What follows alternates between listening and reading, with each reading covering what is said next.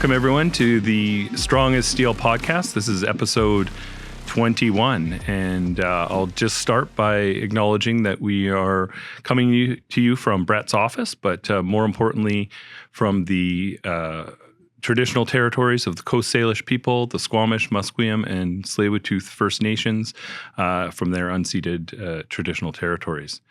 And we have an exciting, I guess I should start. I'm Scott Lunny. I'm the director for District 3 and the host of the Strong as Steel podcast. I use the pronouns he and him, and we have an exciting episode for you today. We have two special guests. We have the director from District 12, Gaylan Prescott.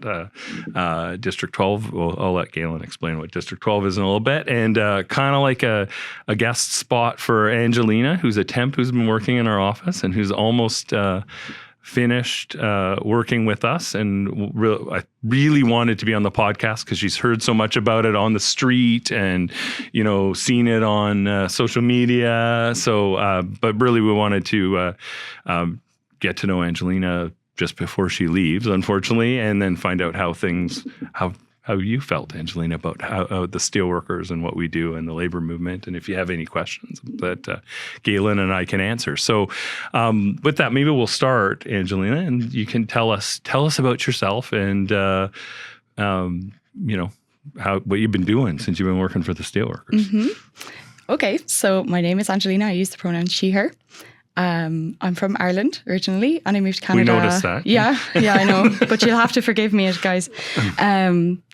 I moved to Canada April of last year, and I've done like really odd jobs, like nothing to do with my training. I've done jobs to do with my training. I'm originally I'm a scientist. Yes, you didn't know that. Yeah, you didn't know. Yeah. So I studied neuroscience in college, and I just wanted to move to Canada for something different. So I've worked in cafes, I worked in labs, and then I took up the temping job here. And I think this has been my favorite one, actually, funnily enough, even though it's nothing to do with my training. But like neuroscience is like brain stuff. Yeah. So it's even more interesting than brain stuff to work for the steelworkers. That's what I got out of that. It's been my most fun job, definitely. And everyone's been just lovely. And yeah, good vibes. So why are you leaving? Why am I leaving? This little thing called a work visa is ending. Just want to enjoy the summer, and I'm starting to miss home a little bit. Yeah. Yeah. But sad to leave too. As lovely as Vancouver and British Columbia Absolutely. are. Yeah. Yes, absolutely. But there's no place like home, as they say. And did you learn anything about the labor movement? Do you know much about the labor movement at home, or? Do you know, I hadn't known anything either at home or here before I started working here, but a lot of my job is digitizing the collective agreements. So I feel like I've learned a lot about labour in Canada, and I probably know a little bit more about labour in Canada than I would at home at this point, and it has made me think about looking into it when I go home as well. Good. Yeah, definitely a lot of differences between work in Canada and work at home. Yeah, definitely some things that are better here, definitely some things that I think we could take from one another to improve things here and probably at home as well. Cool. Yeah. Awesome. Gaylan, do we represent any neuroscientists? You got healthcare workers in District 12, right? We don't have any scientists. No. Well, not neuroscientists. Yet. Yeah. Maybe that's this right. is maybe we should call Maria and talk to the organizing department. Gaylan, just introduce yourself to folks and tell us what District 12 is. Well, first, thanks for having me in District 3, beautiful British Columbia. It's a real honor to be here, Scott. The district I'm out of is District 12. It's the U.S. Western region. It's comprised of 9 different states, kind of the Mountain West and the left coast. So Washington, Oregon, California. Most of our members are in California. There's probably more members there. Maybe split, but pretty close to half of our members, maybe a little more of them reside in California, work in California. The rest are in the remaining 10 states. So divided up, we have members in Alaska, Hawaii, Idaho. We have actually a pretty good density of members in Idaho, and then it stretches down kind of through the Mountain West into Utah, Colorado, Arizona, New Mexico. It's a mix of members. Our largest sector would be healthcare. We have a lot of folks that work in the healthcare industry. Mining is a big piece of the district as well. We have mining in Idaho and Utah, Arizona, New Mexico. We have some mining, quarrying really in California, quite a bit of that. We have also a big presence in oil. We have a lot of oil refineries. We have oil extraction. We have folks that work in the fields around Bakersfield, San Joaquin Valley. We have folks that are extracting oil up in Prudhoe Bay in North Alaska. So it's just a beautiful district. It's a real pleasure to travel around it and meet the different cultures and different environments that people work in. It's been just a dream job for me. Yeah, and we have a lot in common with our districts because of the different jurisdictions, because obviously that's a whole bunch of different states you're dealing with. We have the 4 provinces and the territories that we're always, different things are going on in different districts, which is tough. Like it's easier, a lot easier simpler anyway, maybe not easy to focus on, one jurisdiction and, like it's easy for us to focus on BC. We're here in BC, but we've got to deal with Alberta, Saskatchewan, and Manitoba. And joking aside, you were telling me about the healthcare. You represent like a range of healthcare workers too, and quite a lot of healthcare workers in your district. Yes, we've got a couple of good-sized locals in Oregon and several in California. Some, in fact, the largest local in the district is Local 7600, which is in Fontana, California. It's a group that works for an employer called Kaiser Permanente. It's 8,500 members in that single local. It's really an impressive local, really well run, like most of the locals in the district. But this one is, so large. It's impressive the kind of work that they can do in that environment, because representing 8,500 members is a task in itself. Yeah, and they do a range of jobs too, not neuroscience, but almost like there's some technical jobs as right. well as lots of folks that look after the facilities and stuff like that. Yeah, we've a broad range of from technicians, respiratory therapists to custodial work to food services, other hospitals, Long Beach Memorial Hospital, St. Mary's. It's a broad ranging workplaces, all of them. They do a lot of things, X-ray techs. So understanding that nomenclature as a guy who used to work in an aluminum smelter myself, it's been it's been fun, a bit challenging, but what great people. Yeah, that's awesome. Yeah, and we have a lot in common in some of the other sectors, like some resource stuff and mining, and we have some common stuff with District 12, and we're talking about even getting together a little bit more. And I had the privilege of going to the District 12 conference last year, and that was last year, right? It was in Seattle, which wasn't too far to go, first of all, but it was good. Yeah, it's we have a lot more in common than we have apart. It's just like a district for the District 3 folks. It's just like a District 3 conference, except for it was in Seattle, and there's some different accents, but other than that, it's it was just same as our conference. People are talking about the same issues and concerned about the same things, and looking for the same kind of solidarity. So it's really an incredible experience to get to. Right, Seattle's a couple hours south of here. Yeah. We had our conference. Thank you, by the way, for coming to that. You're a big hit. People love seeing you. Today, you had said something about me being an international guest, and I don't feel like an international guest. I drove 2 hours south of Seattle or north of Seattle. I did cross a border, so I guess I am an international guest. But I mean, we talk the same. Yeah. We do the same work.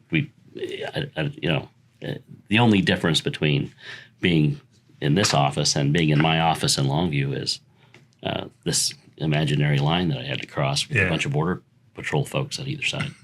Yeah, no, that's right. Yeah.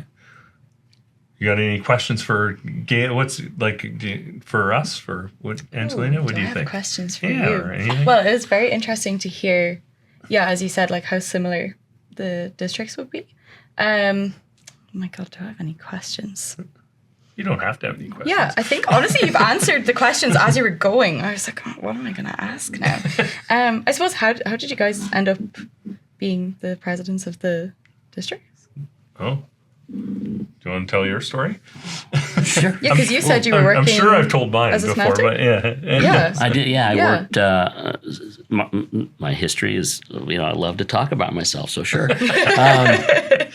That's really how you get to be the district director. You have to like to Okay. talk to people and talk about yourself. So after this podcast, which district am I going to be head of, guys? You can Take work my on our pick. expansion into Ireland. Yeah, well, honestly, hit me up about that. I will do it.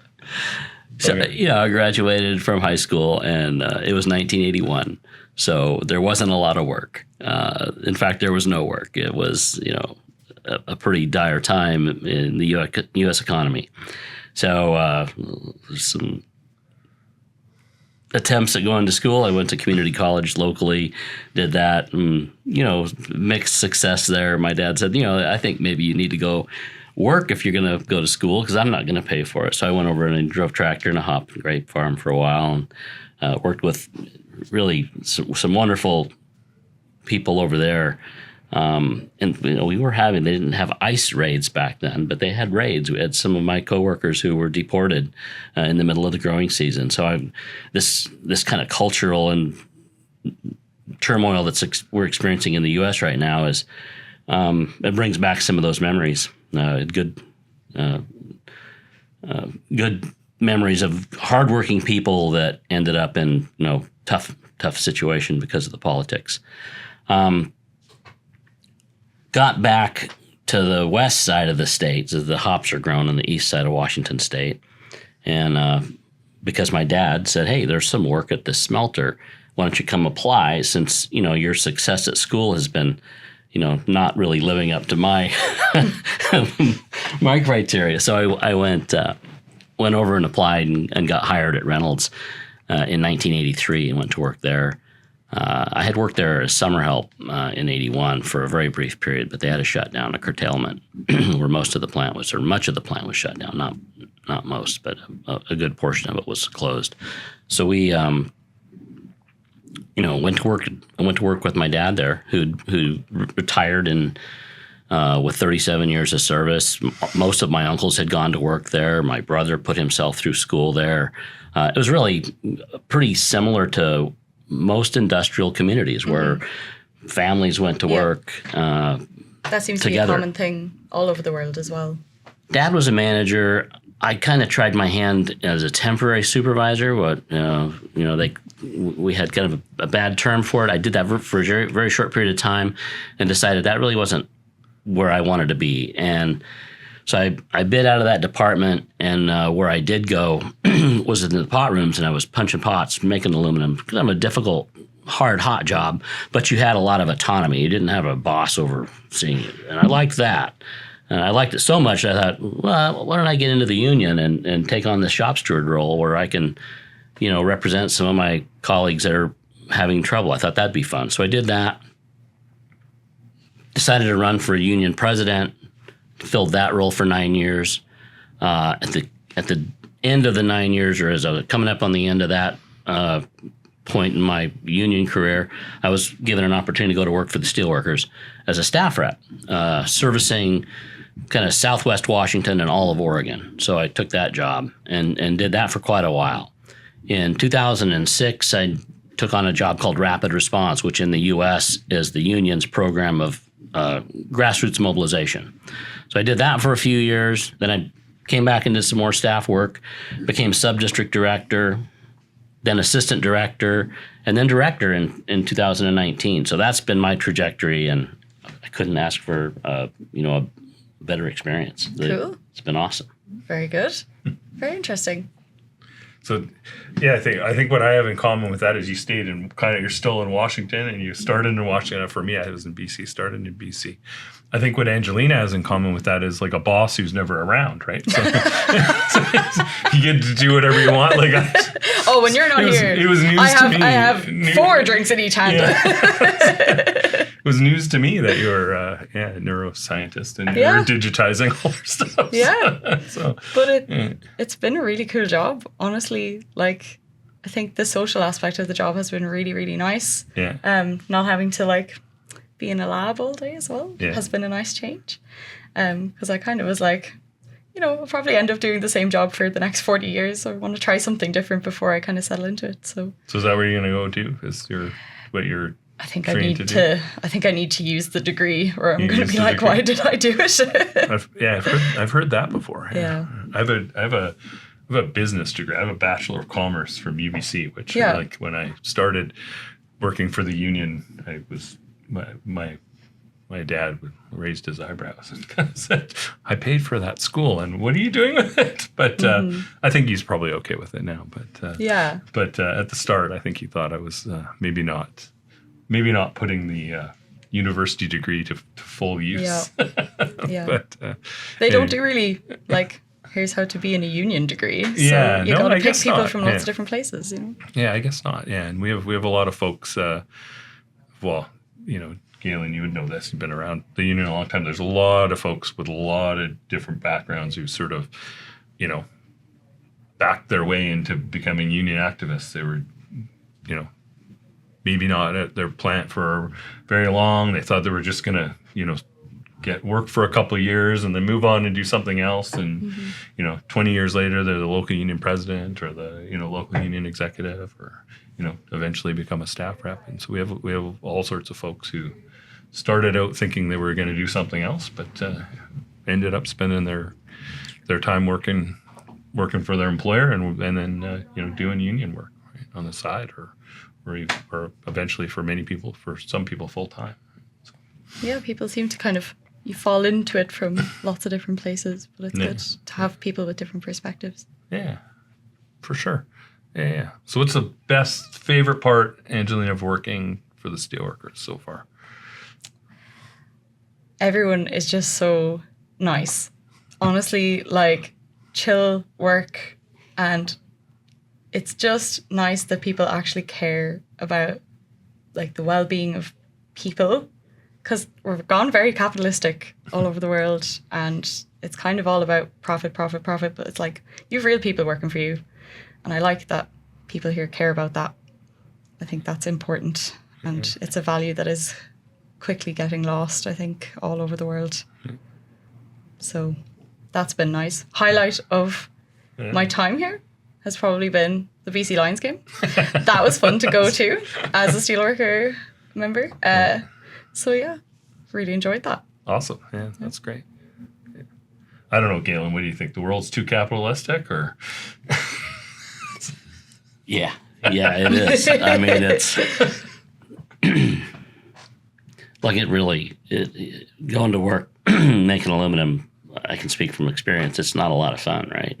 Going to work every day, doing that work is difficult. And there was a bit of a compact created, at least in the U.S., I think in Canada as well, and other parts of the country where capitalism was competing with other methods of, production and distribution of wealth. And while that was going on, business owners kind of had to reach a bit of a agreement with the working class to, look, you go to work, like when I went to work at Reynolds, we had a 30 and out pension. You had a lifetime healthcare benefits for you and your dependents when you're retired. All those things are really hard to find today because the compact between the business community, the employers, and workers has largely evaporated. That it's now, what are you worth today? There's no longer an understanding that if you dedicate your life to helping us, make widgets or, convert alumina into aluminum, then we'll care for you and your family and you can retire with dignity. That's no longer the case. It's what do you produce today, and we'll pay you a little bit for that. And it's almost like you're lucky to have a job is the attitude of most of the. I mean, we've been organizing Starbucks workers, and that's not what this is about. But the attitude is like they make buckets of money, and the attitude is, well, you're lucky to come, be part of our lovely company making us buckets of money, and we're going to pay you a little bit above minimum wage and work your ass off. And that wasn't the deal. The deal is you work super hard, and you're supposed to be, supposed to have time off. You're supposed to be able to live comfortably, support yourself, be able to afford your rent, have a family and retire one day, right? Yeah, and retire one day, right, with some dignity and respect. And we've lost that kind of collective objective. I think that include we have that collective objective in the labor movement. I don't think the business community is with us, and I don't think the 1% and even down lower than that aren't always with us on that. That everyone should have that as almost like a basic right, a fundamental right to just make a living, support your family, and as long as you're working hard. I think it's a useful thought experiment to say what happened to the distribution of wealth in the free world after the fall of the Iron Curtain. What happened to the distribution of wealth? How well have working folks done in the world now that we have, quote, won the battle between communism and capitalism? How's that distribution worked out for us since we had this awesome victory? Mm-hmm. It's a good question to ask ourselves. Mm-hmm. Mm-hmm. Yeah, definitely. Okay, so what's the next thing we want to talk about, Angelina? You're kind of the co-host here, so you're supposed to, guide us along to what we're talking about. Did we discuss the wage for the co-hosting? Ooh, jeez, didn't we give you the list of things not to talk about? I think we pay you, okay? Don't we? Yes. Okay, I was worried there for a second. Yeah. What do I want to know about? What is your favorite thing about working in Canada? For me? Yeah. Open question. He's in the U.S., yeah, but... Oh, yeah. There we go again. I don't know. I mean, I'm not the right person to... I can tell you my favorite thing about...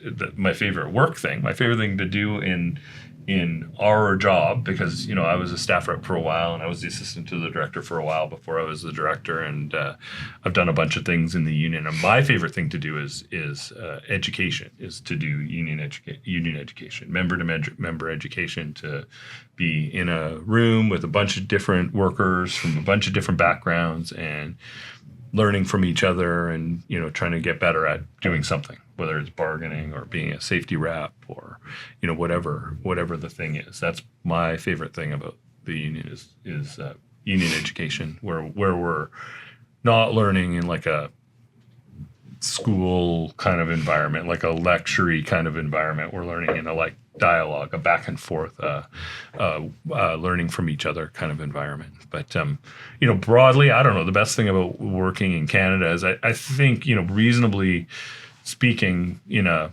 kind of North American context, we have decent labor laws. I think we've got some better things going on in terms of employment standards and workplace health and safety and labor codes than exist in the U.S. certainly, and Mexico, and for sure probably Latin America, and that not as good, I would say, as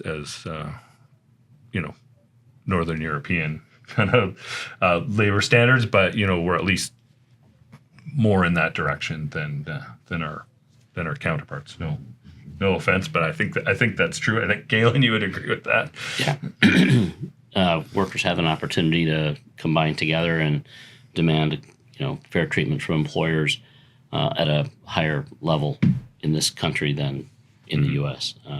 It is very tough to organize in the U.S. Employers are, it's kind of Katie bar the door as to what they want to do to discourage unionization, and it's made organizing workers in the U.S. very difficult. So how many of your states are right to work? It's not the Western kind of ones aren't, right? Like California and Oregon and Washington, and they're not right to work. But are any of the other ones? They're union security states. Utah is a right to work state. Arizona is a right to work state. Idaho is a right to work state. I said Arizona? Yeah. New Mexico is not. It's a union security state. Colorado is a union security state with some nuances. It's more difficult there. You have to have a separate vote, but it's not right to work. I hate that term, but yeah. And so that what that is for folks who don't know what that is you as when you have a unionized workplace, you have to represent everyone, but they don't have to belong to the union. Essentially, right? Is that they get represented by the union, they get covered by the contract, the collective bargaining agreement, but they don't have to belong to the union and they don't have to pay dues. Yeah, it's an egregious circumstance. It is. It's the most. I mean, when you talk about just kind of fair terrain, it's the most unjust of circumstances where unions are concerned. In the U.S., you literally have an obligation as a union to represent everybody in the bargaining unit without any level of discrimination whatsoever, and we do that. But in a state with these so-called right to work laws, you are not required to pay any portion of the cost of that representation, yet you're afforded full benefits of that representation. All the terms of the agreement, including the enforcement of the agreement, enforcement of disciplinary action that might be unjust, we challenge that. We'll arbitrate your case. We'll expend whatever resources are necessary to defend our members, whether they help contribute to pay for those resources or not. And it's akin to driving up to the filling station, filling your car up, and just saying, I don't feel like paying today. See you later. Do you find that if you have represented them then that they're more likely to want to be involved afterwards, or that they're still like, no, I'm just going to come and fill up again and leave again? It's a fair question, and it depends on the personality. In some cases, yes, but I have run into a considerable number of folks who have received representation and still refuse to pay because they don't have to, and there's always an excuse. The price of coffee went up. I can't. I got kids to put through school. We all have a reason not to spend money. If you don't feel a kind of social need to pay your fair share. If you can get on the train and ride wherever you want without having to pay a ticket, there are some people that will never buy a ticket. Yeah. You're relying on goodwill. You rely on the other fair-paying customers to carry your weight. Yeah. And so in Canada, pretty much generalized the lowest standard of union security is everybody's got to pay. Like you all got to pay. They call it RAND because the justice who made a Supreme Court decision was named Rand. I don't know what his first name was, Justice Rand. Anyway, that's good enough. But he basically said you can't free ride. You don't have to be a member of a union, although we are able to negotiate that in every jurisdiction where you have union shop or whatever. But you don't have to belong to the union necessarily. We got to pay. You got to pay dues like everybody else, and because you get the representation and you have the duty to represent. The union's got to represent you. You're covered by the contract, but you don't necessarily have to belong to the union. Although in most of our jurisdiction and most of our contracts, everybody belongs to the union and pays dues. Which is, that's a big difference, right? That's a serious difference. That's a big difference. Yeah. Our union density isn't fantastic in Canada. It hovers just over 30% nationally. It's about the same in BC, a little bit higher in Quebec and Newfoundland and in the territories in some cases. But it hovers around 30%. It's still pretty low in the private sector, but it's at least in double digits, 13, 15%, something like that. And then, pretty high in the public sector. But it's, that it makes a difference when union density and this plays out in the U.S., plays out in Canada, union density and, average earnings, like a bunch of other social indicators they correlate. Like the lower the union density, the less likely there's going to be low wages, low benefits, a lot of, more negative social indicators in a jurisdiction. And I think that's right. Like that plays out, I think, in the U.S. too, right? A lot of the right to work states have lower wages and Yeah, lower wages, higher infant mortality, higher death rates in workplaces. It correlates really closely with just terrible conditions. If you live in a right-to-work state, you almost certainly have worse conditions in many other aspects of your life than just the ability to not have to pay union dues. And a condition, by the way, the right to work condition is electable by state, and it is not something that's always been in U.S. law. It's a result of legislation that was passed in 1947 called Taft-Hartley in our country that gave states the right to create this right to work environment. It stripped away a lot of labor rights. It really weakened labor in a lot of ways, Taft-Hartley did. But that was one of the more insidious pieces of it where you do not have to pay union dues if you live in a state that passes these right-to-work provisions. Yeah. So, on a more positive note, I'm super. Well, no, we're almost done. I guess that's not a positive note. But, well, I don't know. It's not all bad. That was my depressing questions, guys. Sorry. We're doing good. Overall, we're doing good. We're working together. We're going to do some District 3 and District 12 stuff. And, we're going to do some joint education and stuff. We're talking about all sorts of things. So it's very positive. Lots of very positive things going on, although it's always hard to organize. And it's always hard to push back against the sort of the structure of the capitalist structure. And it's not in our favor. It hasn't been in our favor for a long time. It often gets worse, more lopsided. But, that's why we're here to keep up that struggle and keep up that fight and continue to come together and do the things that Angelina found wonderful is just care about regular folks and care about regular folks having a better life. Because, I say that all the time to our folks. That's really what we're trying to do. Is we're really just trying to make working folks' lives better in their workplace and in their community. And you want to work to live, not live to work. Yeah, exactly. There you go. Yeah. So, we're done. We're almost done. It's like 30 minutes. We're trying to keep these to 30 minutes. So, with that, I'm going to remind folks that they can email us at D3, like the letter D, the number 3, comms, COMMS at USW.ca. They can follow us. You can follow us on all our social media stuff, although not TikTok yet. Sorry, Angelina. Angelina says we should be on TikTok. I'm not sure I'm ready for TikTok, but on everything but TikTok at USW District 3. You can follow us there. Watch all. This is, like I said, episode 21 of the Strongest Steel podcast. So if this is your first episode, you're in luck. There's 20 other episodes that you can listen to. Go download them, tell your friends, and just if there's any last words, all I have to say is I really appreciate, Gaylan, that you're up visiting us in District 3. I appreciate all you do for our union, for your district, but also for the rest of the union at the International Executive Board and working on the Mining Council, and just really glad that you're up here in District 3 and we're willing to come on the podcast. And Angelina, we will miss you. The folks want you to stay in the office. They said they want you to stay, but I would love to. Now I know why because you're a neuroscientist, and we just have you digitizing collective agreements. I mean, geez, maybe we should have found something more scientific for you to do. But I really appreciate all the work you've done. Joking aside, I really appreciate all the work you've done for us, and that you've livened up the office, and you're such a happy person, and we're sorry to see you go. So I'm sad to be going, but I'm very, very grateful for everything I got here. So thank you for that. Well, thank you for what you've done, and thank you for being kind of the co-host of the podcast at the last minute. Next time you can give me the heads up beforehand that I'm going to be co-hosting. I apologize about that. I didn't tell Gaylan either, so that's...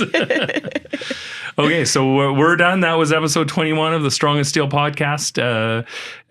Continue to watch, continue to like, share. I don't know what you do to tell your friends about the podcast. And like I said, email us if you have any comments or questions or ideas about what you'd like us to talk about in future episodes. And have a great day, night, whatever time it is for you.